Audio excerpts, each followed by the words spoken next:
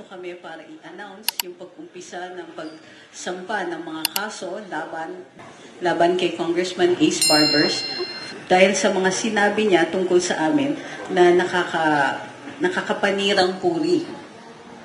Ito po ay final sa Quezon City kaninang hapon. So, aside, kami po lahat dito ay we feel we have been wronged and we in fact have embodied itong mga nangyari, yung mga sinabi niya, yung paninirang mga sinabi, at yung tuloy-tuloy pa rin na ginagawa nila sa amin, na tuloy-tuloy pa rin ang damage na ginagawa. Hindi lang sa amin, kundi pati sa aming mga kapamilya, pati sa mga kaibigan.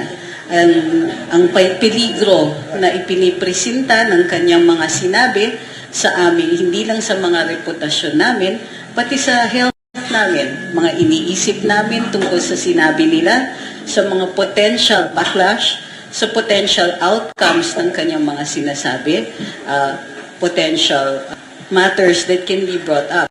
Hindi lingid sa aming atensyon o kaalaman na ang topic ng fake news ay tinitake up na pati ng ehekutibo. Hindi lang po ito nasa legislature, kung hindi naririnig na namin from no less than the President, the Press Secretary, sa press officer, naririnig namin from law enforcement agencies.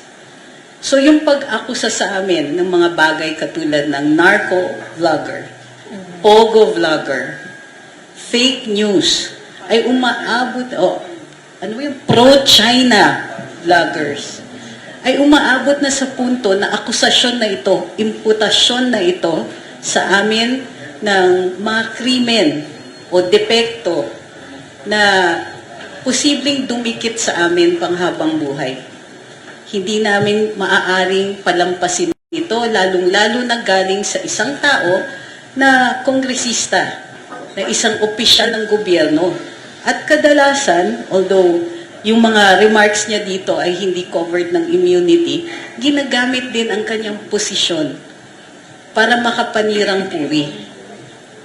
Isang dahilan sa aming pagsampa ng kaso na ito para ipakita itong investigasyon na ginagawa ng Kongreso ay superfluous.